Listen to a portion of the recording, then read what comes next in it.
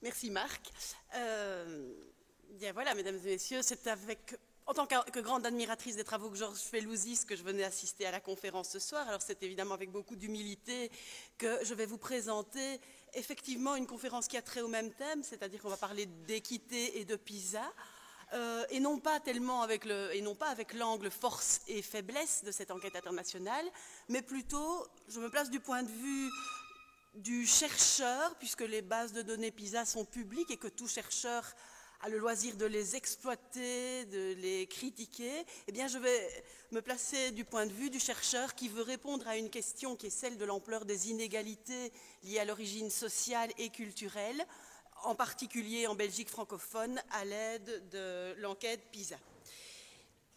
Et je conserve aussi du titre de la conférence initialement prévue la notion d'équité. Nous avons beaucoup travaillé sur ce concept avec le groupe européen de recherche sur l'équité des systèmes éducatifs que coordonnait Marc Demeuse, où finalement le point de départ était de dire quand on s'intéresse à l'égalité des systèmes éducatifs, on peut parler de différents types d'égalité. Comme M. Felouzis vous l'a dit la fois passée, la question que pose Amartya Sen est la plus pertinente. Égalité de quoi? Égalité d'accès au système éducatif, égalité de traitement, même qualité d'enseignement pour tous les élèves, égalité d'acquis cognitifs, de résultats, ou même égalité à la sortie des systèmes éducatifs dans la société, égalité de résultats sociaux. Et l'équité est finalement, du point de vue du GERES, une manière très normative de répondre à cette question. C'est-à-dire qu'à un moment donné, au-delà des constats, il faut poser la question de ce qui est le plus juste dans un système éducatif. Quelles inégalités accepte-t-on et quelles inégalités n'accepte-t-on pas? Et c'est comme ça que nous avions défini l'équité. Alors ma présentation, qui concerne à la fois ce qu'on peut dire des inégalités sociales et des inégalités liées à l'origine culturelle avec PISA, va tenter d'articuler les différents types d'égalité. Est-ce que les élèves d'origine sociale modeste ont le même accès, sont traités de la même manière et ont les mêmes résultats que les élèves plus favorisés? Et il reste évidemment à chacun ou à chaque système éducatif de trancher qu'est-ce qui est équitable ou qu'est-ce qui est injuste dans le traitement qui est réservé aux uns et aux autres. Donc voilà, il y aura deux parties à l'exposé, le poids des origines sociales avec des inégalités d'accès et de parcours scolaire en Fédération Wallonie-Bruxelles, des inégalités d'acquis où je place aussi la question du redoublement, les inégalités de traitement, et là je vais parler des différences entre écoles pour conclure sur des mécanismes structurels, des mécanismes lourds qui expliquent ces inégalités socio-économiques en Fédération Wallonie-Bruxelles. Ensuite, cette question est beaucoup moins documentée, à part justement par Georges Felouzis, la question du poids des origines culturelles. Et on verra ce que PISA permet d'apporter comme information sur les inégalités entre natifs et immigrés, en particulier en Belgique francophone. Alors quand on pose la question du poids de l'origine sociale sur les différents biens scolaires auxquels on a accès, on entend souvent cette question, l'ascenseur social est-il en panne ? Avec un implicite qui serait que l'ascenseur social, dans un passé idéalisé, aurait existé et que maintenant les rouages sont quelque peu grippés. Alors qu'en est-il de cet ascenseur social? Est-ce que les élèves défavorisés ont la même égalité d'accès à différents niveaux et formes d'enseignement de notre système éducatif? Alors, je vais décliner cette question en trois sous-thèmes. La question de l'orientation, donc des filières, la question du redoublement et la question des différences entre écoles, puisque ce sont trois mécanismes structurels qui caractérisent particulièrement notre système éducatif et qu'ils sont interreliés. la question de la liberté du choix de l'école et de la spécialisation de certaines dans l'organisation de différentes filières, le redoublement dont on peut se délester ou pas, enfin les élèves redoublants dont on peut se délester ou pas, sont vraiment des questions qui sont terriblement connectées dans notre système éducatif.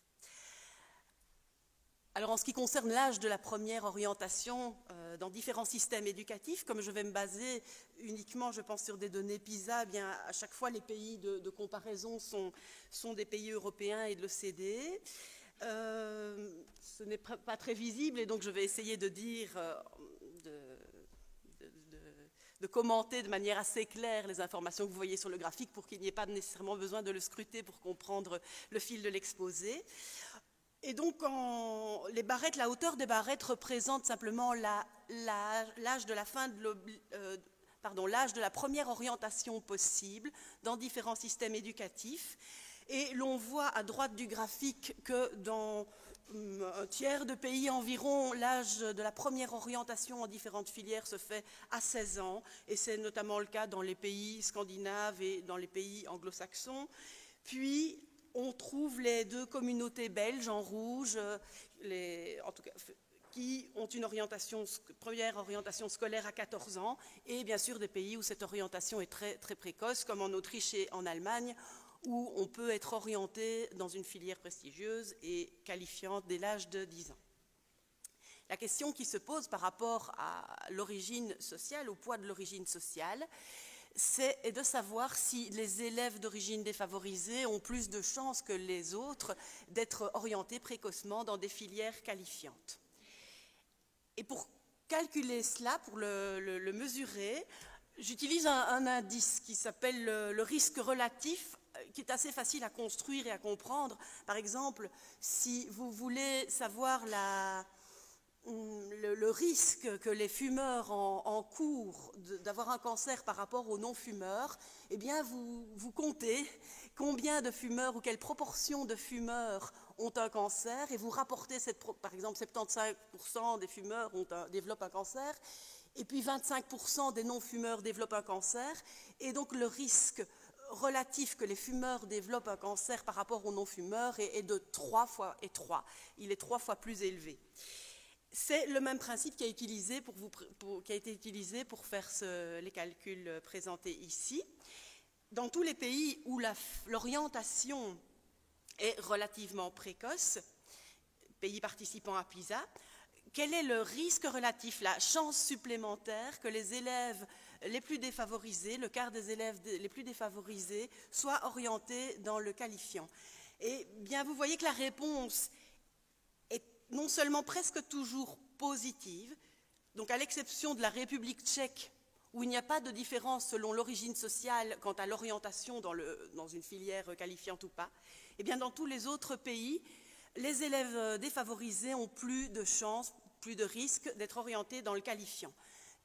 L'ampleur des inégalités, ou en tout cas l'ampleur des différences, est aussi très, très remarquable, puisque en Hongrie, en Belgique, en Italie ou en Grèce, les élèves défavorisés ont entre 3 et 4 fois plus de chances d'être orientés dans le qualifiant par rapport aux élèves favorisés, alors que dans d'autres pays, comme en Autriche ou en République slovaque, eh bien, le risque est un peu plus élevé pour les élèves défavorisés, mais malgré tout, la situation est plus égalitaire, puisque l'unité 1 signifie qu'il n'y a pas de différence entre les défavorisés et les favorisés.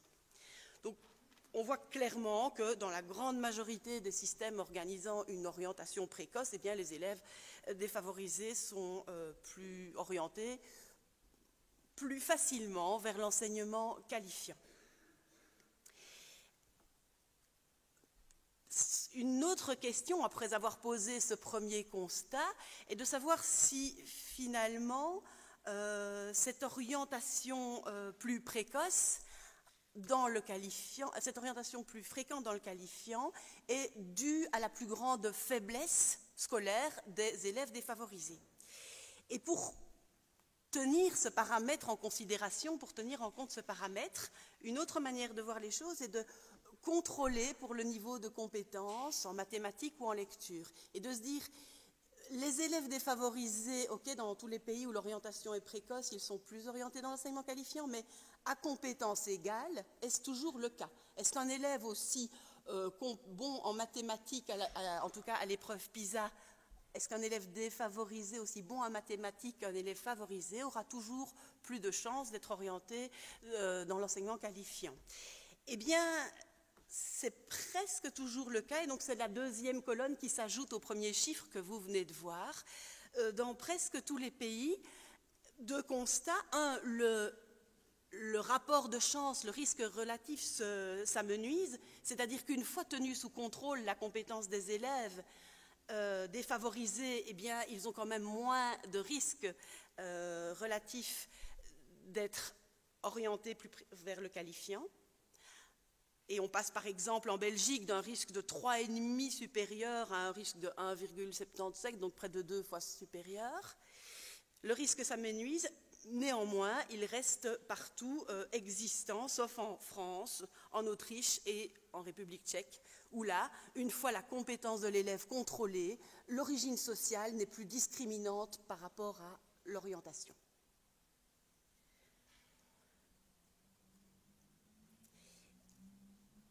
Voici pour la question de l'orientation, et maintenant je passe à la question de l'égalité d'acquis selon l'origine sociale. Donc quelles sont les différences cognitives et quelles sont les différences en termes de redoublement entre les élèves favorisés et défavorisés? Alors un premier graphique qui a fait couler beaucoup d'encre en France suite à la dernière enquête PISA est un graphique qui présente l'écart, le différentiel de points PISA entre les élèves défavorisés, c'est toujours le quart des élèves défavorisés que je prends, et le quart des élèves les plus favorisés. Et donc on peut mesurer l'écart qui existe entre ces deux catégories d'élèves dans les pays de l'OCDE.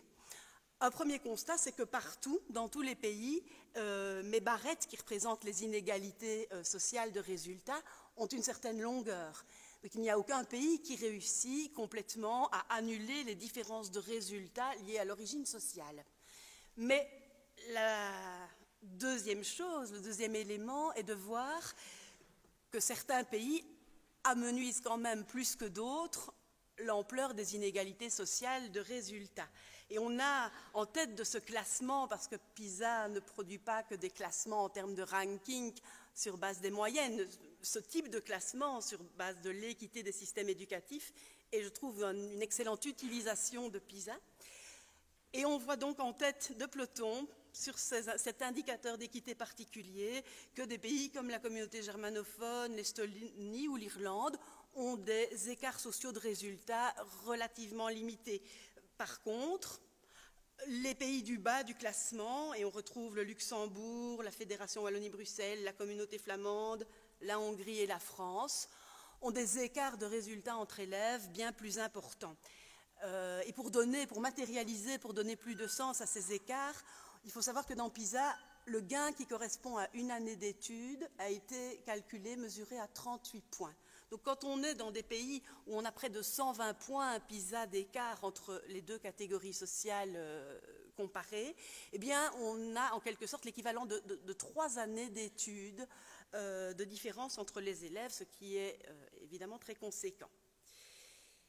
Et je vous ai dit que la France avait ce résultat a fait beaucoup de bruit en France parce que dans certains systèmes éducatifs, et notamment en France et en communauté flamande, on constate au fil des cycles PISA que ce différentiel semble augmenter.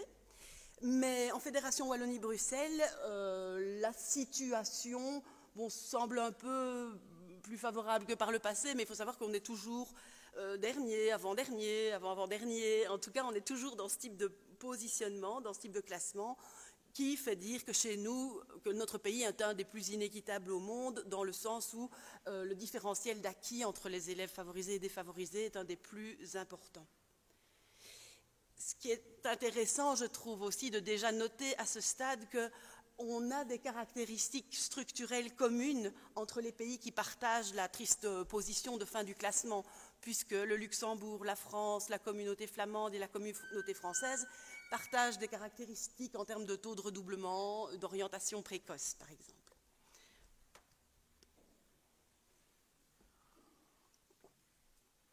précisément, qu'en est-il du redoublement? Est-ce que le redoublement affecte en particulier les élèves défavorisés? Alors, pour répondre à cette question, d'abord un petit point, une petite mise au point sur le redoublement. On a rappelé lors de la séance inaugurale qu'en France et en Belgique, le redoublement était une pratique très fréquente. Et voilà le classement PISA en termes de taux de retard scolaire à l'âge de 15 ans. Donc on demande aux élèves de 15 ans s'ils ont déjà doublé en primaire, en secondaire. Et on synthétise cette information. Et on peut faire des groupes de pays et constater dans un premier temps que dans la bonne moitié des pays de l'OCDE, il y a moins de 10% d'élèves qui, à 15 ans, disent avoir déjà redoublé une année. Donc exactement dans 18 pays sur 34, ce qui fait une moyenne de retard scolaire pour l'OCDE à environ 13%.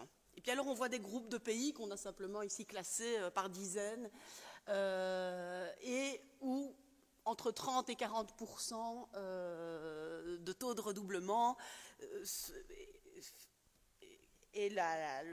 représente le groupe de pays, la situation du groupe de pays, vraiment les plus gros producteurs de redoublement, où on trouve donc France, Luxembourg, Espagne, Portugal et Belgique. Belgique avec un taux de 35%. Et vous savez qu'en Belgique, les deux communautés sont assez différentes en termes de résultats à PISA, mais aussi en termes de redoublement. Et finalement, je ne le montre pas là, mais la communauté flamande est en fait dans la fourchette des 20 à 30%, alors que la Fédération Wallonie-Bruxelles surclasse tous les pays dans ce domaine également, puisqu'on est à 46,6% d'élèves de 15 ans qui déclarent avoir déjà redoublé une fois. Donc c'est avec ce type de données que PISA permet de dire que nous sommes les champions du monde du retard scolaire. Par rapport à ma question qui est « et qu'en est-il pour les élèves d'origine sociale défavorisée ?» Eh bien, j'ai gardé dans l'analyse les pays gros producteurs de redoublement, c'est-à-dire ceux où au moins 20% des élèves ont déjà redoublé à 15 ans. Et j'ai utilisé l'analyse que je viens de vous présenter, les risques relatifs. Dans les pays qui pratiquent relativement intensément le redoublement, quel est le risque? Je ne vous montre pas.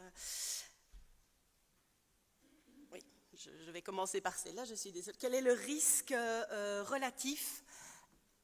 Quel est le risque supplémentaire d'avoir redoublé pour les élèves défavorisés?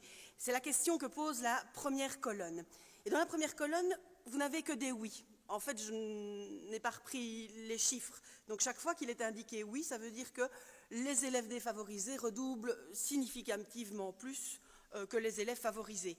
Et on voit donc que systématiquement, dans tous les pays où le redoublement est monnaie courante, eh bien, il affecte en premier lieu les élèves défavorisés. Et je pose la même question pour l'analyse précédente.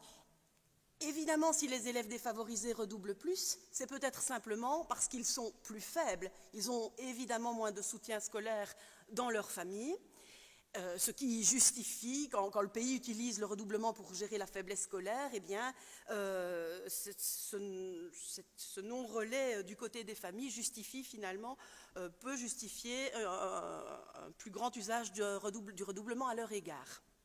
Et donc, la deuxième question à se poser est « et si je contrôle pour la performance en mathématiques ou en lecture, si je prends des élèves défavorisés qui ont des compétences comparables à celles des élèves favorisés, est-ce qu'ils continuent de redoubler davantage ?»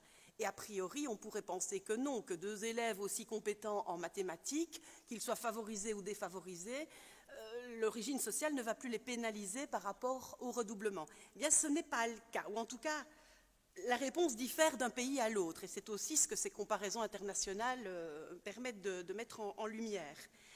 Par exemple, en Argentine, en communauté germanophone et en communauté flamande, en Suisse, au Chili, tous les pays où il est indiqué non, et la France également, eh bien, une fois qu'on a pris en compte le niveau en mathématiques de l'élève, les élèves défavorisés ne redoublent pas plus que les élèves favorisés.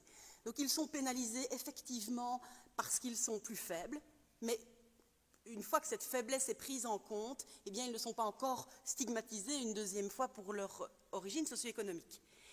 Et malheureusement, dans les pays où c'est un oui qui s'affiche, et c'est-à-dire en Belgique francophone Espagne, Estonie et Mexique ici, eh bien dans les pays où on a le oui, même à compétences égales en mathématiques, les élèves défavorisés vont connaître plus le redoublement que les élèves favorisés.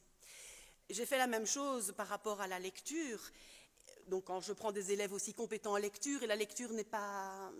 La lecture et les maths sont intéressantes. Les maths sont une discipline pour lesquelles on redouble beaucoup, donc c'est intéressant de voir si, en égalisant les compétences en mathématiques, les élèves défavorisés redoublent plus. La lecture est évidemment une compétence mère pour le développement des autres compétences, donc c'est aussi intéressant de prendre cet aspect-là dans PISA. Eh bien, on retrouve la même situation, c'est-à-dire des réponses tantôt oui, tantôt non, selon le pays. Dans un certain nombre de pays, comme l'Argentine, la Belgique germanophone, la Suisse ou le Chili, une fois contrôlé le niveau de compétence en lecture, les élèves défavorisés ne vont pas davantage redoubler. Mais malheureusement, en communauté française, même à compétences équivalentes en lecture, les élèves défavorisés redoublent toujours davantage.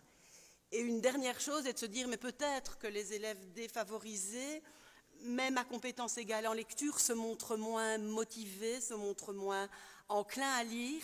Et je vais donc contrôler aussi ces facteurs attitudinaux, les attitudes et les comportements envers la lecture, pour savoir si, à compétences et à attitudes équivalentes envers la lecture, les élèves défavorisés redoublent toujours davantage. Et on a encore la même réponse pour la Belgique francophone, oui, que l'on contrôle pour la compétence en mathématiques, en lecture, et que l'on prenne en compte la motivation des élèves en lecture, eh bien les élèves défavorisés vont toujours redoubler plus que les élèves favorisés. J'ai parlé de l'orientation, j'ai parlé du redoublement, et le dernier point sur lequel j'aurais aimé mettre l'accent sont les différences entre écoles, hein, puisque, on l'a dit, notre système se caractérise par des différences entre écoles importantes. Et pour matérialiser ces différences entre écoles, 4 groupes d'écoles ont été créées à partir de données PISA plus anciennes de 2006. Les 25% des écoles les plus faibles, moyenne faible, moyenne forte et forte. Donc on a constitué 4 groupes d'écoles selon leur niveau de performance.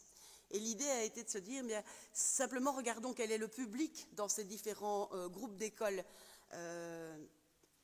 ce qui expliquera peut-être le différentiel de performance. Et là, la forme, le caractère décroissant de tous les histogrammes que vous allez voir montre qu'effectivement, il y a un réel différentiel en termes de public scolaire en lien avec la performance des écoles. Ainsi, si on prend l'indicateur proportion d'élèves en retard et performance entre écoles, bien on voit que dans les 25% des écoles les plus faibles, les 25% d'écoles les plus faibles accueillent 73% d'élèves en retard scolaire. Elles n'ont visiblement donc pas affaire au même public que les 25% des écoles les plus fortes qui, elles, accueillent 21% d'élèves en retard. Et quel que soit l'indicateur, on retrouvera cette hiérarchie très forte entre écoles. Ici, on a la proportion d'élèves dans l'enseignement qualifiant et les performances entre écoles. Et encore une fois, 71% des écoles les plus faibles accueillent, les écoles les plus faibles accueillent 71% d'élèves de l'enseignement qualifiant, et c'est 3% pour les 25% d'élèves d'écoles les plus fortes. On retrouve une fracture assez nette entre écoles selon le niveau socio-économique des élèves qui y sont accueillis. Ici, le niveau socio-économique de référence, c'est le niveau 0. Le niveau 0, c'est le niveau socio-économique moyen des élèves. Et si on regarde quel est le niveau socio-économique moyen selon mes catégories d'écoles, on voit que dans les 25% des écoles les plus faibles, eh bien, le niveau socio-économique moyen est négatif, il est sous cette barre de 0 et assez négatif, et qu'il augmente progressivement au fur et à mesure des performances des écoles. Et donc si les 25% d'écoles les plus faibles accueillent un public en moyenne très défavorisé, eh bien les 25% d'écoles les plus fortes accueillent un public très favorisé. L'immigration, qui sera le deuxième angle de cette présentation, eh bien, est aussi se répartit différemment selon les écoles, puisque dans les écoles défavorisées, il y a environ 40% d'élèves issus de l'immigration et seulement 9% dans les écoles les plus favorisées. Et en ce sens, on utilisait le mot, lors de la leçon inaugurale, de ségrégation scolaire ou d'école ghetto. Eh bien, tous ces graphiques en sont finalement une illustration. Des unités géographiques n'accueillent pas un public équivalent. On retrouve aussi ce genre de résultats quand on prend comme indicateur le nombre de livres possédés dans les foyers. Et ici, j'ai sélectionné les élèves qui disent avoir chez eux très peu de livres, c'est-à-dire ou pas de livres du tout, ou maximum 10 livres. Donc c'est un environnement culturel très pauvre. Et alors, dans les écoles les moins performantes, il y a environ un quart des élèves qui disent chez eux ne pas avoir accès aux livres, et seulement 3% des élèves dans les écoles les plus performantes.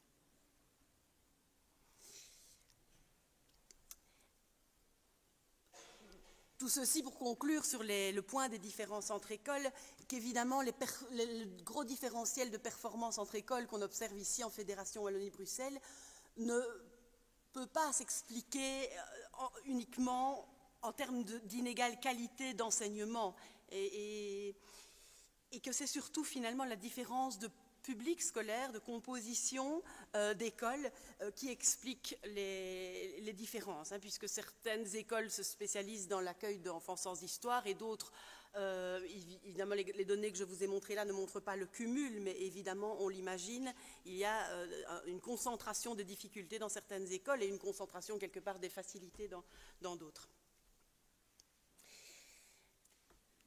Avec le premier degré jouant certainement un rôle de garde-triage, c'est-à-dire un degré à l'issue duquel les écoles se reconfigurent dans le cadre de changements très importants et d'un grand rebrassage des cartes.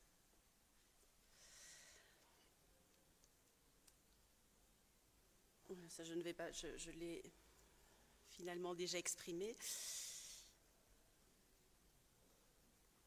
Voilà. Et cette interrelation dont je vous parlais au début, cette interrelation entre différences entre écoles qui ont été illustrées ici de manière assez parlante, entre liberté de choix de l'école et ségrégation entre écoles, filière précoce et redoublement, va donc jouer et constituer ce qu'on appelle des mécanismes structurels de production des inégalités qui tous les trois se conjuguent pour configurer à notre système éducatif sa dimension finalement très inégalitaire dans le sens où très pénalisante pour les élèves défavorisés.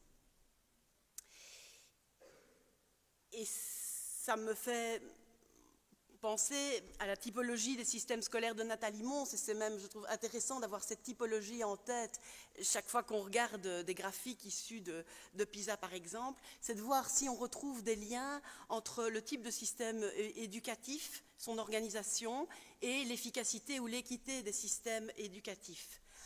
On a en Finlande, au Danemark, en Suède, en Norvège et en Islande un système qu'on appelle, ou que Nathalie Mons, qui est une sociologue française très brillante, appelle le modèle d'intégration individualisée, où il n'y a donc pas d'orientation précoce, redoublement très rare, même s'il est autorisé. En fait, dans la plupart des pays scandinaves, le redoublement n'est pas interdit, il n'est juste pas utilisé.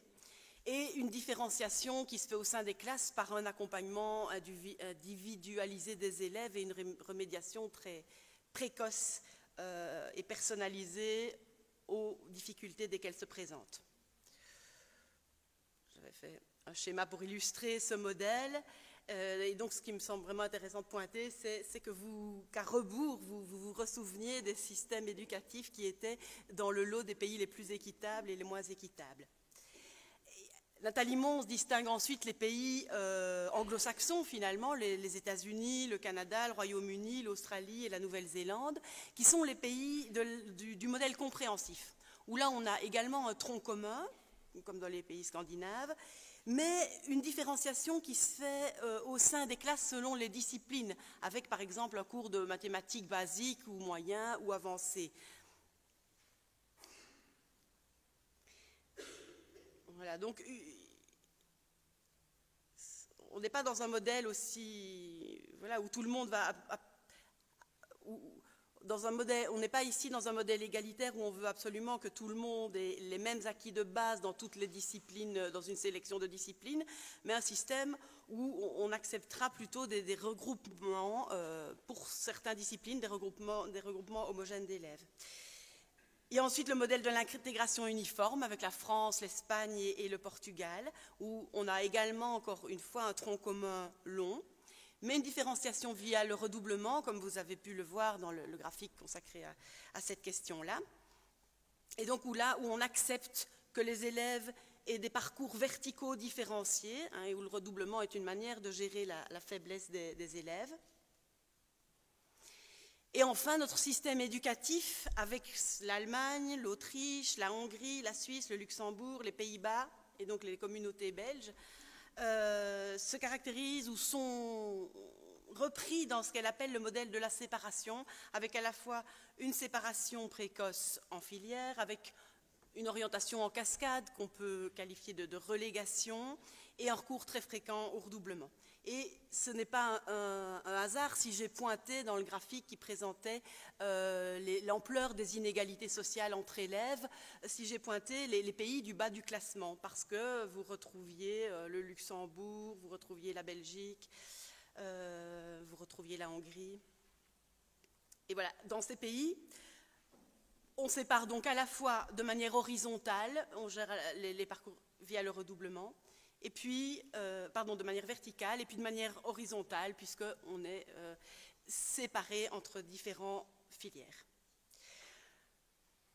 Alors, je vais peut-être être un peu rapide sur ces graphiques. On peut faire un lien entre, en tout cas sous forme de corrélation, donc on peut tenter de faire une première analyse en termes de lien entre cette organisation des systèmes éducatifs et l'efficacité et leur équité. Et voici ce que ça donne. Donc on parlait des différences entre écoles. Ici, on essaie de représenter la relation entre ce qu'on appelle la ségrégation entre écoles, donc phénomène qu'on connaît particulièrement ici, le fait que les écoles soient différentes les unes des autres et en leur sein assez homogènes. Donc c'est la ségrégation académique sur l'axe horizontal. Lien entre cette ségrégation académique et les performances en lecture. Donc là, on est sur un indicateur d'efficacité. Est-ce qu'il y a un lien entre la performance moyenne du pays, son classement dans PISA, et le fait de séparer les élèves ou que les écoles soient très différenciées dans le pays? Bon, on a une relation légèrement négative. Ça signifie qu'en fait, généralement, mais pas de manière très prononcée non plus, généralement, les pays qui organisent comme nous une ségrégation académique, une ségrégation entre écoles, sont les pays les moins efficaces. Mais en fait, alors là, je dois vous décrire les chiffres parce que je pense qu'ils sont peut-être trop petits pour que vous les voyiez vraiment, mais ce qui est intéressant, c'est que on remarque des corrélations négatives, surtout dans le domaine de la lecture, et l'honnêteté veut aussi qu'on souligne qu'en mathématiques et en sciences, on ne retrouve pas cette corrélation très négative. C'est-à-dire qu'en mathématiques et en sciences, on ne voit pas un différentiel ou une inefficacité des pays qui pratiquent la ségrégation académique. Mais on ne voit pas non plus plus d'efficacité. Donc les pays qui séparent les élèves en différentes écoles ne sont pas non plus plus efficaces sur cet indicateur. Par contre, ce qui est très clair dans ces données-là, quand on croise non plus la ségrégation académique, c'est-à-dire le fait de mettre ensemble des élèves performants dans les mêmes écoles, mais bien la ségrégation sociale, c'est-à-dire que les écoles soient composées d'élèves au profil socio-économique homogène. Quand on utilise cet indicateur de ségrégation sociale, alors là, on observe des corrélations systématiquement négatives et relativement importantes. Donc, dans tous les pays où il y a une ségrégation sociale entre écoles, eh bien, on observe un moindre rendement moyen en lecture, en mathématiques et en sciences.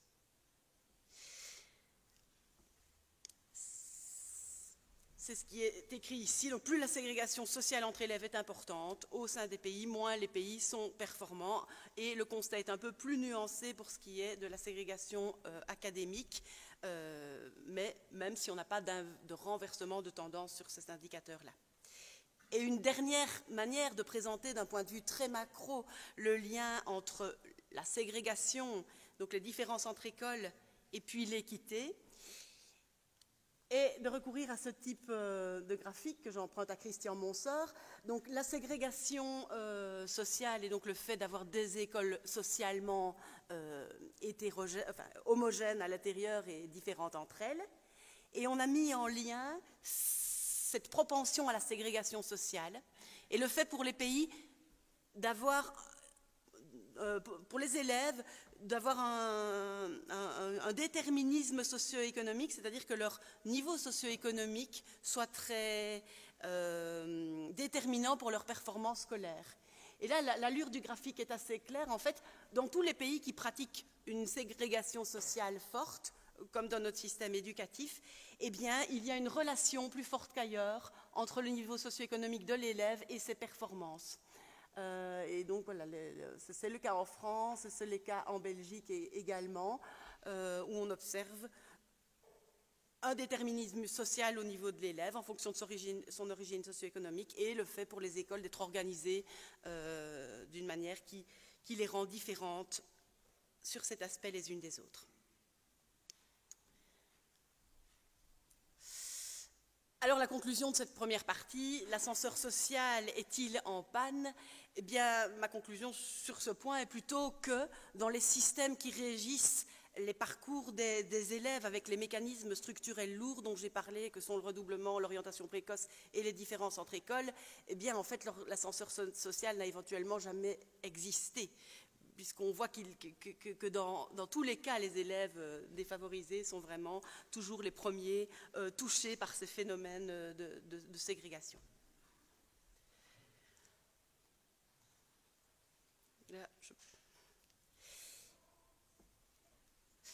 J'en viens maintenant au deuxième aspect, c'est-à-dire le poids des origines culturelles. Que peut-on dire au sujet des parcours et des résultats des élèves immigrés ?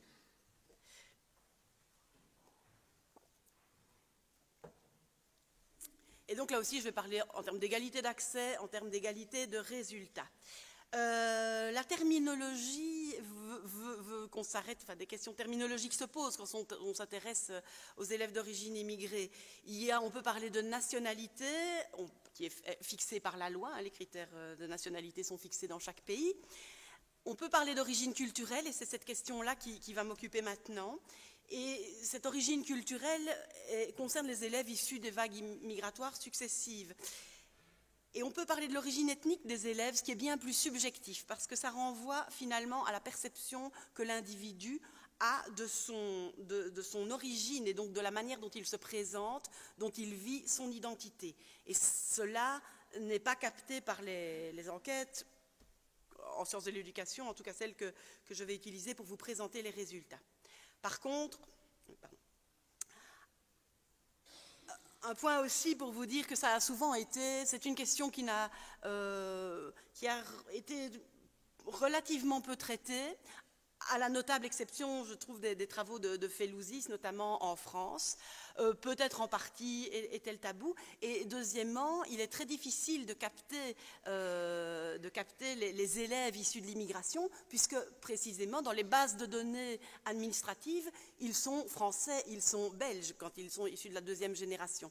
Donc il n'est pas facile, en tout cas avec des statistiques nationales, de documenter largement cette question. Et Georges Felouzis, d'ailleurs, a utilisé un moyen très original de faire, puisqu'il a utilisé dans l'Académie de Bordeaux les prénoms des élèves pour essayer de suivre des parcours d'élèves d'origine immigrée. Il s'est servi de travaux qui montraient le type de prénom donné selon la nationalité d'origine des parents et a pu valider le fait que pour les élèves d'origine maghrébine, il pouvait se servir des prénoms des élèves pour analyser leur origine culturelle et leur parcours. Ici, en communauté française, on n'a pas encore d'études qui a travaillé de cette manière-là et les indicateurs de l'enseignement ou nos bases de données administratives sont muettes sur cette question. Et c'est pour ça, un dernier mot, qu'il est intéressant d'avoir des données comme PISA, puisque là, on demande à l'élève de quelle origine il est et de quelle origine quel est le pays de naissance de son père et de sa mère, ce qui nous permet de traiter cette question. En l'absence donc de données très précises en communauté française, c'est quand même intéressant de faire un petit point sur juste les travaux français dont je vous parlais. Il y a Georges Felouzis, mais il y a aussi Brinbaum et Kiefer qui ont travaillé ces questions-là et qui ont opéré des suivis longitudinaux de scolarité des enfants immigrés. Pour constater des choses très intéressantes, pour constater d'abord que les enfants issus de l'immigration en France, venaient de familles peu diplômées, occupant des emplois peu qualifiés. Là, ce n'est pas un constat a priori très étonnant. Ce qui l'est plus, c'est que ces familles et ces élèves ont des hautes aspirations scolaires pour leurs enfants. Par rapport aux catégories sociales comparables, les familles d'origine immigrée ont de plus hautes aspirations scolaires pour leurs enfants. Malheureusement, les enfants, eux, connaissent des débuts de scolarité très difficiles, puisqu'il y a justement un problème de soutien scolaire à la maison. Je l'ai dit, les parents sont moins diplômés, il y a un problème linguistique, et il y a aussi une moindre connaissance des rouages du système éducatif en France et de la manière dont il faut se positionner pour rester dans les filières ou les parcours les plus prestigieux. Alors, les conséquences de ces problèmes qui se posent dès le départ sont des redoublements plus fréquents, en particulier pour les garçons, la fréquentation d'établissements plus défavorisés, donc là on retrouve un phénomène de ségrégation sociale urbaine, et des écarts de performance, en grande partie, mais pas totalement, expliqués par l'origine sociale des élèves. Mais les aspirations professionnelles, les aspirations d'études élevées dont je vous parlais précédemment, expliquent aussi que les familles et les enfants tentent de se maintenir dans les filières générales. Et donc d'éviter le qualifiant qui est là bien perçu comme étant le parcours le moins prestigieux.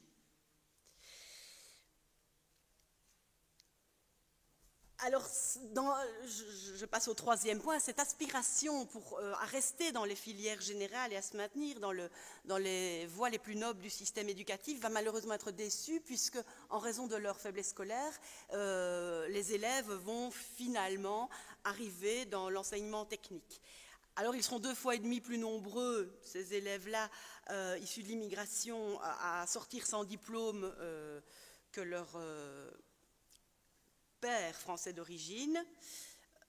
Le seul élément peut-être plus positif, c'est qu'on note pour les filles un rapport qui reste plus positif à l'école et une forte volonté d'émancipation.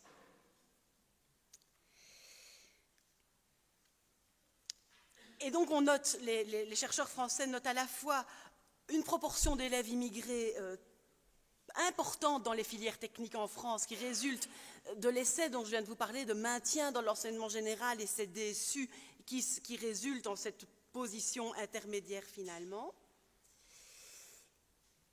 et qui résulte au bout du compte en un double décalage. Un décalage parce que les aspirations des familles par rapport à leurs hautes aspirations de départ vont être déçues, et les aspirations ou le parcours réel des enfants sera lui complètement en décalage par rapport à ces aspirations-là. Et ce qui, du coup, provoque chez les enfants des sentiments d'injustice plus grands que par rapport au verdict scolaire, par rapport aussi à la manière dont ils ont été conseillés et soutenus par leur famille.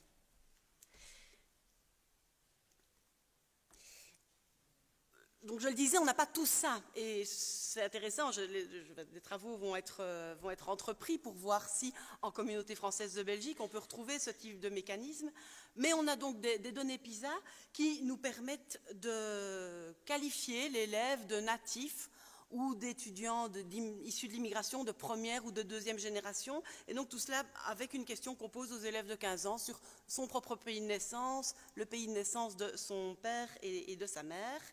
Et donc on finit avec une catégorie une typologie à 3 dimensions. Les élèves natifs sont les élèves qui ont au moins un parent né en Belgique. Les élèves immigrés de 2e génération sont nés en Belgique mais de parents nés à l'étranger. Et les élèves immigrés de 1re génération sont ceux qui viennent d'arriver avec leurs parents. Donc eux-mêmes et leurs parents sont nés dans un pays étranger. Alors qu'est-ce que ça donne en termes de proportion dans notre système éducatif comparativement aux autres systèmes? Eh bien voilà, il y a 21% des élèves qui font partie des 2e et 3e catégories que je vous ai présentées, donc des immigrés qualifiés de 1re ou 2e génération. Voilà, il y a des pays. Je présente cette information un peu contextuelle parce qu'effectivement, on accuse parfois dans PISA de comparer des pommes et des poires. Bon, effectivement, il faut prendre un peu de recul et voir les contextes nationaux avant de traiter plus en détail de cette question du sort réservé aux élèves d'origine immigrée. Et effectivement, ce n'est pas la même chose en Corée, en Pologne ou au Japon où il n'y en a pas ou quasi pas, et dans notre système éducatif qui est comparable aux USA à cet égard. Le système que vous voyez là est le Luxembourg.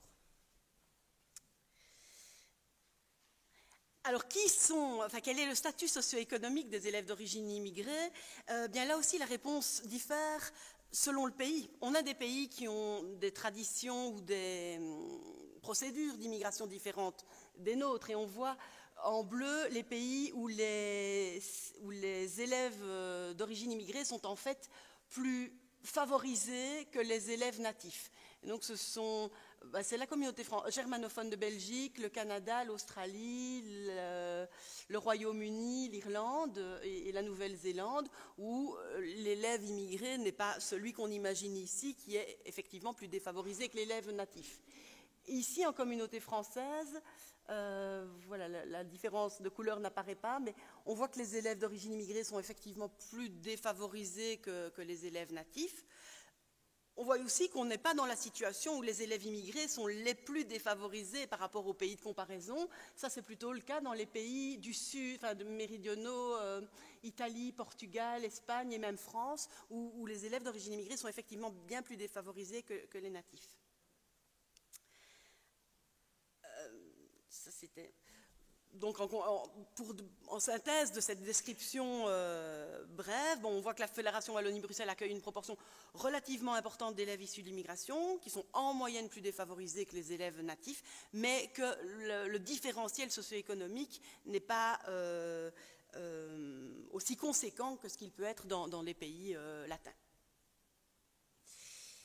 Alors maintenant, la question des égalités d'acquis. Je vous ai présenté ultérieurement le différentiel entre élèves selon leur origine socio-économique, et on était parmi les pays les plus mal classés sur cet indicateur-là. Ici, en termes de différentiel entre les élèves immigrés et les élèves natifs dans PISA, on a une différence de 48 points, donc l'équivalent d'un peu plus d'une année d'études. Mais ce qui est intéressant de voir aussi, c'est que cette différence n'est pas non plus n'est pas du tout la pire par rapport au système de comparaison. On a des pays ou des systèmes éducatifs comme la communauté flamande ou la Finlande, où le différentiel entre les deux catégories est bien plus important. Donc c'est intéressant aussi de pointer ça, que de manière générale, on parle de la Finlande comme d'un système éducatif très équitable. Oui, mais ils ont aussi des problèmes particuliers avec certaines de leurs catégories d'élèves, et notamment avec les élèves issus de l'immigration, des problèmes dans le sens d'un différentiel en termes d'égalité d'acquis. La question est de savoir quelle énergie ils vont mettre pour le traiter. Voilà. Et alors la communauté flamande, effectivement, qui a assez systématiquement dans PISA des écarts assez importants entre natifs et élèves immigrés. Et chez nous, je ne vous le montre pas avec un graphique ici, mais finalement, le motif de préoccupation le plus sérieux concernant les élèves immigrés en termes d'égalité d'acquis est une plus grande proportion à la faiblesse scolaire. Quand on s'intéresse aux élèves très faibles, là, on voit que là où on se distingue un peu par rapport aux autres pays, c'est dans le fait que les immigrés risquent chez nous, on court de plus grands risques de grande faiblesse scolaire. Mais donc, en termes de résultats plus globaux, la situation n'est pas si noire que cela dans notre système éducatif. Et j'ai encore deux petits éléments à vous présenter pour faire le parallèle avec ce que j'ai dit des élèves d'origine socio-économique défavorisée. C'est les élèves d'origine culturelle différente redoublent, quant à eux, redoublent-ils plus que les élèves natifs? Et que peut-on dire par rapport à leur orientation? Et en termes de redoublement, on voit qu'effectivement, mais là si on décline les taux de retard scolaire que je vous présentais en tant que contexte au début, donc le taux moyen est de 46,6%, mais les natifs sont à 47%, et les élèves immigrés de deuxième ou de première génération ont connu des retards scolaires plus importants. C'est particulièrement intéressant de regarder les élèves de deuxième génération, puisque eux ont été scolarisés entièrement dans notre système éducatif.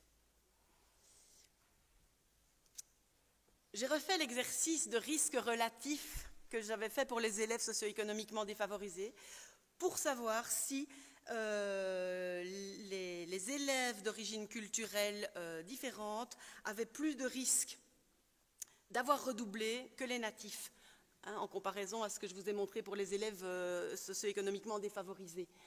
Là, on voit que la situation, dès le premier indicateur, est-ce que dans tous les pays où il y a une immigration relativement conséquente, est-ce que dans tous les pays, les immigrés risquent de redoubler plus que les natifs? Eh bien, vous avez déjà quelques noms. Effectivement, en Australie, au Canada, en Nouvelle-Zélande, non. Mais on a vu que c'était un type d'immigration sans doute différente du point de vue socio-économique. Par contre, dans les 3 communautés belges, on a, oui, effectivement, les élèves d'origine immigrée redoublent plus que les élèves natifs. Et ce qui est intéressant, encore une fois, c'est de contrôler pour leur niveau de compétence. Une fois qu'on a pris en compte leur niveau de compétence en maths ou en lecture, est-ce qu'ils continuent d'être pénalisés par rapport à leur origine culturelle ou pas? Et là, on a une réponse, un portrait différent de celui que j'avais pu dresser pour l'origine socio-économique. Parce qu'en communauté en Fédération Wallonie-Bruxelles, eh bien, une fois qu'on contrôle pour le niveau de compétence en mathématiques et en lecture, eh bien, les élèves d'origine immigrée ne redoublent pas plus que les élèves natifs, ce qui est très intéressant en soi, et ce qui est différent en communauté flamande et en Suède, qui sont, et bon, j'insiste sur la communauté flamande puisque ça nous intéresse tous, en communauté flamande, l'origine culturelle pèse sur le risque de redoublement, même à compétences égales. Et enfin, la question de l'orientation, est-ce que les élèves immigrés, comment vivent-ils l'orientation? Là, je vous montre des données qui sont pas encore tout à fait abouties, mais qui sont tellement intéressantes que je voulais vous les présenter. Et pour tout dire, pour être honnête, je voulais les montrer à Georges Pelouzis, qui s'intéresse à ces questions. Dans PISA, on demande aux élèves et aux directeurs d'école des informations parfois convergentes. Et dans le cas de l'orientation, les directeurs d'école, les chefs d'établissement nous disent dans quelle année d'études et filière sont les élèves de 15 ans. Et d'après les données recueillies au niveau des écoles, qui sont donc des données fiables, les élèves d'origine belge sont à 72% dans le général et technique de qualification à 15 ans, et à 28%, j'ai dit général et technique de transition, pardon, donc dans l'enseignement de transition, et puis à 28% dans l'enseignement de qualification. Alors les immigrés de deuxième génération, si je regarde ce qu'en ont dit leurs chefs d'établissement, eh bien ils sont à 77% dans cette filière générale ou technique de transition et à 23% dans la filière de qualification. Ce qui est intéressant et qui est contre-intuitif pour moi, c'est de constater que, d'après des données fiables, les élèves immigrés de deuxième génération fréquentent en fait plus la section de transition que les natifs. Et alors on voit que pour les immigrés de première génération, il y a une répartition beaucoup plus balancée entre filière de transition, section de transition et section de qualification. Ce que je voulais vous montrer, c'est ce que disent les élèves.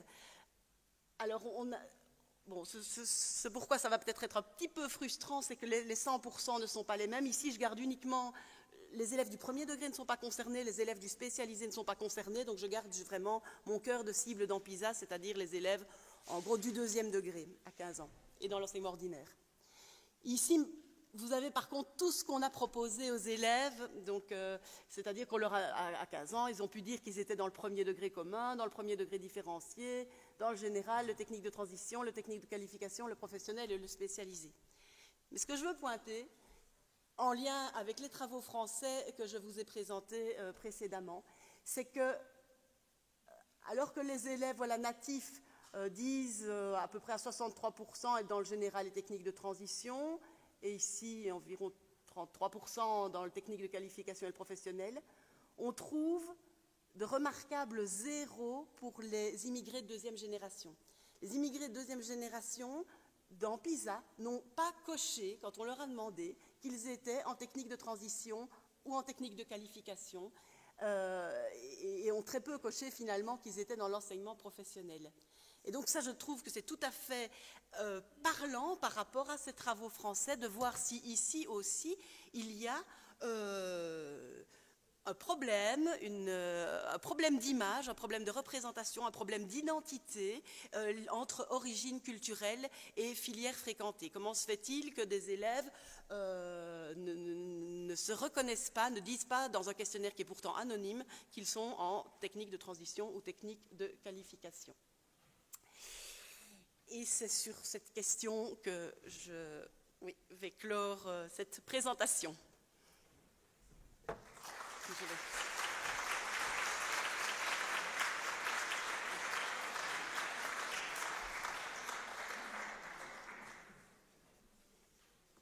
Merci Ariane. Alors c'est une présentation très dense, donc il y a peut-être des questions de complément d'information, de clarification pour avancer sur des questions ou des remarques sur le fond. Donc il ne faut pas se priver s'il y a des choses que vous voulez voir éclairées.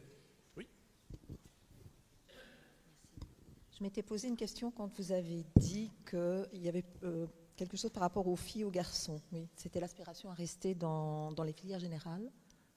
Et vous avez dit que on retrouvait, donc pour les garçons, ils étaient plus dans l'enseignement technique, mais que c'était moins flagrant pour les filles.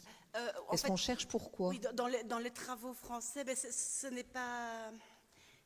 Les garçons, en général, subissent plus le redoublement que les filles, pas qu'en France, et ça ne concerne pas non plus uniquement les élèves d'origine étrangère, c'est un phénomène qu'on observe plus systématiquement, et donc ils sont aussi plus en décrochage scolaire, avec des sorties plus précoces que les filles. Est-ce qu'on sait pourquoi? Je ferai peut-être référence aux travaux sur le rapport à l'école ou le caractère parfois plus scolaire des filles. Alors là, il y a aussi toute une série de littérature sur les stéréotypes de genre et la manière dont l'école peut aussi façonner des élèves filles plus calmes, plus sérieuses et plus... C'est d'ailleurs ce qu'on appelle... cette question est intéressante en soi parce que finalement, quand on analyse à l'heure d'aujourd'hui les parcours des filles et des garçons dans les systèmes éducatifs, on remarque que les filles, finalement, ont beaucoup gagné à la massification et à la mixité dans l'enseignement, puisqu'elles ont progressé en lecture, elles surpassent en moyenne les garçons, en mathématiques et en sciences, elles les ont rattrapées, elles se maintiennent plus que les garçons dans les filières générales et accèdent plus à l'enseignement supérieur et même y réussissent plus, mais elles ne font pas le choix des mêmes orientations. Donc, dès l'enseignement secondaire et dans le supérieur, on voit des choix très sexués pour les filles et les garçons. Et les filles font ainsi des choix finalement moins rentables. Et c'est ce qu'une sociologue française, Catherine Marie, appelle le paradoxe du succès féminin. Les filles gagnent finalement au jeu scolaire et c'est au niveau sociétal qu'elles continuent de perdre. Et alors là, on peut mettre ça en lien avec comment la société reste au niveau du partage des tâches, au niveau de la rémunération égale, etc. Mais à l'école, en fait, les filles je dirais, saisi leur chance, ou en tout cas, on profite bien de l'école, savent utiliser jusqu'à un certain point le système scolaire ou trouver leur place dedans. Et effectivement, c'est plutôt dans des choix différenciés de filières et d'études supérieures, où là, elles feront plus la philo et lettres que les garçons. Vous ne trouverez peu de filles en ingénieur, vous trouverez peu de filles en physique et en chimie, en informatique, et c'est comme ça qu'on explique un différentiel qui est plus sociétal que scolaire, où finalement, Et d'ailleurs, il y a même Le Monde a titré il y a déjà quelques années il faut sauver les garçons, hein, parce que finalement, le problème à l'école ou même dans le domaine de la lecture, c'est plutôt les garçons qui sont faibles lecteurs, plus redoubleurs, plus décrocheurs. Mais là, vous l'aviez, c'est-à-dire parce que vous en aviez parlé dans le cadre justement des immigrés en France, oui. Et voilà. Et donc, je suis parfois dans un jury pour le CEB qu'on appelait 3P adultes. Et quand ils présentent leur dossier, j'avais cru remarquer que les filles me semblaient beaucoup plus motivées à la réussite que les garçons. Les garçons, ceux que j'ai vus en tout cas, évidemment, c'est un petit échantillon. Me semblait pas croire du tout à l'école et pas avoir de motivation, que les filles, oui. Ah oui, oui. Effectivement, les constats qu'on peut faire de manière très générale sur les systèmes éducatifs peuvent appuyer les vôtres. Quand on sonde les élèves sur leur motivation par rapport à certaines disciplines scolaires, comme la lecture, les mathématiques et les sciences, ce que permet aussi une enquête comme PISA, on voit... En fait, on ne voit pas les choses de la même façon. On voit qu'en lecture, on voit des choses disciplinairement assez marquées. En lecture, des filles beaucoup plus motivées que les garçons, effectivement, il y a une vraie différence. Et en mathématiques, c'est différent. Elles ont, je ne parlerai pas de motivation, mais plutôt de sentiment d'efficacité, où là, elles font preuve de moindre estime de soi et de moindre... elles pensent moins qu'elles sont capables de réussir en mathématiques que les garçons, même à compétences égales. C'est ce qui est intéressant, c'est qu'à compétences égales, elles sont plus anxieuses et elles ne pensent pas qu'elles vont y arriver de la même manière que les garçons. Ce qui explique peut-être en partie ces choix d'orientation. Mais donc, elles ne sont pas systématiquement plus motivées. Je dis, il faut sans doute voir les choses domaine par domaine. Et moi, je vous parle juste des 3 éléments qui me viennent en tête à ce moment-ci, c'est-à-dire de manière très disciplinaire. Et j'entends ma collègue derrière, justement, qui parlait, est-ce que ça aurait un lien avec la famille ou est-ce que ça aurait un lien avec, je ne sais pas moi, un équilibre hormonal ou qui peut influencer? Est-ce qu'il y a des études qui sont faites là-dessus? Non. Je n'en ai pas connaissance. Merci. Une autre question?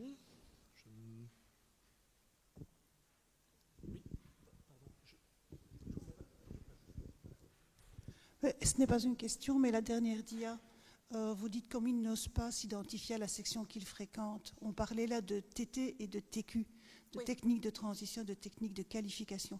Est-ce que les élèves savaient la différence entre les deux? Ils n'ont peut-être pas répondu pour ça, simplement. Oui, enfin, ça peut être partiellement vrai, mais non seulement il y a quand même une différence. Enfin, les élèves, eux, pourtant de première génération, pardon. Donc ceux qui arrivent et qui maîtrisent encore moins la langue sans doute et le système scolaire cochent quand même plus. C'est là. Voilà, pourquoi les immigrés de première génération, eux, reconnaissent dans cette proportion-là, qui fréquentent le technique de qualification et le professionnel, et les élèves de deuxième génération qui normalement eux maîtrisent la langue et le système éducatif. Et je dois vous dire aussi que c'est assez, quand on fait passer des questionnaires comme ça ou des échelles d'attitude, c'est assez rare les zéros. C'est assez rare de ne pas cocher du tout une case, ce qui me fait penser à un sentiment de rejet. Mais sinon, vous avez raison, on peut toujours se dire que certains élèves n'ont pas bien compris ou n'ont pas pris, même plus qu'une question de compréhension, n'ont pas lu dans le détail toutes les catégories proposées. Mais pour moi, c'est une explication qui ne peut pas du tout expliquer ces zéros qui pour moi me clignotent. Oui. Et là, il le coche, effectivement. Ouais. Le micro à quelqu'un d'autre? Non? Juste une curiosité. Quand tu présentes le niveau socio-économique des élèves, comment est-ce qu'on le fabrique? Peut-être dire un petit mot, parce qu'on a souvent le même genre de valeur, mais c'est l'indice socio-économique des établissements tel qu'on l'utilise pour le système d'encadrement différencié. Ce n'est pas le cas ici, ce n'est pas ça qui est utilisé, il n'y a pas de lien entre les deux. Oui, effectivement. Alors le lien entre les deux, ça je te laisserai me compléter, parce que dans PISA, pour calculer le niveau socio-économique des élèves, on se sert des réponses que les élèves ont fournies dans un questionnaire, et on leur demande la profession de leurs parents. On leur demande le niveau d'éducation de leurs parents, le nombre de livres à la maison, un certain nombre de biens éducatifs ou culturels possédés dans les familles. Oui, il y a plusieurs, je n'ai pas en tête toute la liste des éléments, mais l'indice concret est un indice composite sur la base des informations que je viens de vous donner là principalement. Et voilà, qui est assez fin dans le sens où il est donné par chaque élève. Ici, en communauté française, en Fédération Wallonie-Bruxelles, on utilise un indice qui correspond au secteur statistique dans lequel vit l'élève. Donc, en fonction de son domicile, nous tous, nous avons une adresse de domicile, et à ce domicile est associé un certain secteur statistique, et notre indice socio-économique va dépendre de la richesse du quartier dans lequel on habite. Tandis que dans PISA, et donc dans notre indice socio-économique en Fédération Wallonie-Bruxelles, eh bien, de plus petites différences à l'intérieur même du quartier ne seront évidemment pas captées. Tandis que dans PISA, on demande à chaque élève de donner des informations sur la profession de ses parents, les biens qu'il a dans sa maison, le fait qu'il a un bureau dans sa chambre ou pas. Donc c'est un indice finalement qui est même plus large que le socio-économique parce qu'on l'appelle indice socio-économique et culturel. Il capte le niveau d'éducation des parents, le nombre de livres à la maison, comme je vous l'ai dit. Voilà. Et donc on le capte dans tous les pays et on en fixe la moyenne au niveau international des pays de l'OCDE à 0. Et c'est par rapport à ce 0 international qu'on peut après faire tous les calculs qu'on souhaite, et que moi je regroupais certaines écoles ou certaines catégories d'élèves en fonction de leur niveau socio-économique. Mais malheureusement, les deux façons de calculer produisent le même genre de résultats. Oui. Et donc c'est aussi intéressant d'avoir deux méthodes d'approche totalement différentes dans leur conception. Une méthode totalement aveugle qui ne tient compte que des adresses et des caractéristiques de secteur, une méthode très fine qui tient compte des déclarations des élèves et qui malheureusement classe à peu près dans tous les cas les choses de la même manière.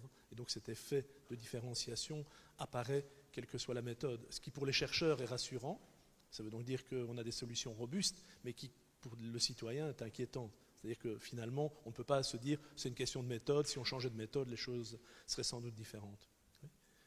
Je ne sais pas s'il y a d'autres remarques.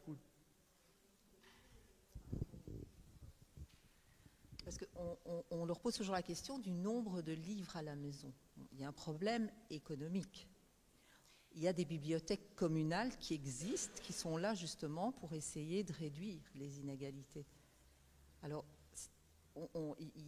quand on lit dans des littératures des générations passées, il y a des enfants qui s'en sont sortis parce qu'ils fréquentaient, ou ils avaient la possibilité de lire par l'intermédiaire d'autres personnes. Est-ce qu'on leur demande parfois s'ils fréquentent les bibliothèques communales? Oui, on leur demande, et ça fait d'ailleurs partie, on leur demande leurs attitudes par rapport à la lecture. Et on leur demande des comportements de lecteurs, des comportements positifs de lecteurs, c'est-à-dire le fait de fréquenter une bibliothèque publique ou scolaire, puis le fait de lire différents types de textes diversifiés, etc., et la fréquence de ces lectures. Et effectivement, on a cette information-là en soi, et puis on s'en sert aussi quand on calcule des indices d'attitude ou de motivation par rapport à la lecture, on se sert de ces informations-là sur les comportements et les attitudes positives par rapport à la lecture. Et effectivement, le fait d'avoir ce type d'attitude, ce qu'on appelle aussi l'engagement, un élève engagé envers la lecture, va effectivement être bien meilleur lecteur qu'un élève peu engagé. Et on a également fait des analyses pour savoir si l'engagement vers la lecture pouvait effectivement être plus fort que le niveau socio-économique de départ. Et alors là, la réponse est un peu mitigé, mais enfin, il y a une réponse différente. Enfin, c'est compliqué pour moi de le résumer d'une phrase, mais oui, on avait montré que pour des élèves très engagés, alors le niveau d'engagement par rapport à la lecture pouvait compenser le niveau social de départ. Mais il faut vraiment être très engagé par rapport à la lecture pour que ça fonctionne. C'est un peu comme ce qu'on discutait précédemment. Malheureusement, cet indicateur fonctionne. C'est-à-dire qu'un indicateur aussi absurde en apparence que le nombre de mètres de rayonnage de livres est un bon prédicteur, même s'il existe des situations où certains s'en émancipent.